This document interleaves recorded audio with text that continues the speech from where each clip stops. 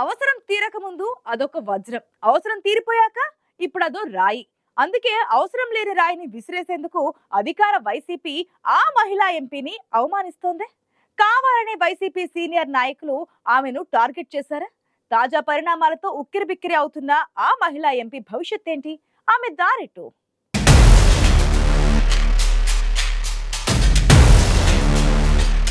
5 ఏళ్లు కోనసీమ ప్రాంతానికి ఆమె ఎంపీ. అధికార పార్టీ పార్లమెంటు సభ్యురాలిగా గౌరవప్రద స్థానంలో ఉన్న ఆ మహిళా నేత ఇప్పుడు పార్టీలో కరివేపాకైపోయారు. అమలాపురం ఎంపీ చింతా అనురాధ పరిస్థితి పార్టీ శ్రేణులను ఆశ్చర్యపరుస్తోంది. గత ఎన్నికల్లో అమలాపురం ఎంపీగా గెలిచారు అనురాధ. గత 5 ఏళ్లుగా అమలాపురం పార్లమెంటు నియోజకవర్గానికి ప్రాతినిధ్యం వహిస్తూ పలు అభివృద్ధి కార్యక్రమాలు చేస్తూ వస్తున్నారు.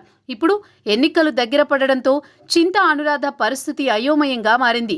ఈసారి ఎంపీగా కాకుండా పి గన్నవరం, పాయకరావుపేట, అమలాపురం అసెంబ్లీ నియోజకవర్గాల నుంచి టికెట్ ఆశిస్తున్నారు. కానీ పరిస్థితులు అనుకూలంగా లేకపోవడంతో ఈసారి ఎన్నికలకు చింతా అనురాధ పోటీ ప్రశ్నార్థకంగా మారింది.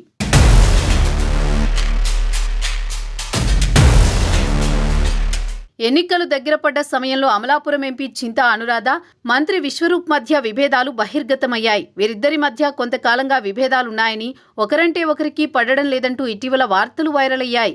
ఆ వార్తలకు బలం చేకూర్చే ఘటన అమలాపురం వేదికగా జరిగింది. స్థానిక గడియారం స్తంభం కూడలి దగ్గర మాజీ ఎమ్మెల్యే చిట్టెబ్బాయి విగ్రహాన్ని ఆవిష్కరించారు. మంత్రి విశ్వరూప్ అధ్యక్షతన జరిగిన ఈ కార్యక్రమంలో ఎంపీ మిథున్ రెడ్డి ముఖ్య అతిథిగా హాజరయ్యారు. మంత్రి దాడిశెట్టి రాజాతో పాటు ఎంపీలు, ఎమ్మెల్యేలు, ఎమ్మెల్సీలు ప్రసంగించారు. అంతవరకు బాగానే ఉన్న ఎంపీ అనురాధకు మైక్ ఇవ్వకుండానే మీటింగ్కి జనగణమన పాడేశారు మంత్రి విశ్వరూప్. మంత్రి వ్యవహారంతో తీవ్ర అసంతృప్తికి లోనైన మహిళా ఎంపీ అక్కడి నుంచి విసురుగా వెళ్లిపోయారు.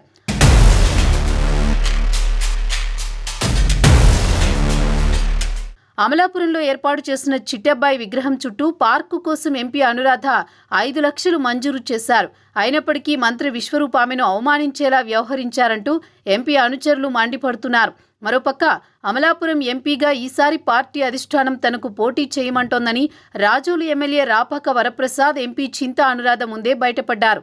కోఆర్డినేటర్ మిథున్ రెడ్డి సమక్షంలోనే రాపాకి మాట అనడంతో అనురాధ మౌనంగా ఉండిపోవలసి వచ్చింది. ఒక పక్క పార్లమెంటు సీటు లేక మరోపక్క అసెంబ్లీ నియోజకవర్గాల్లో ఎక్కడా తన పేరు వినిపించక చింతా అనురాధ డైలమాలో ఉన్నారు.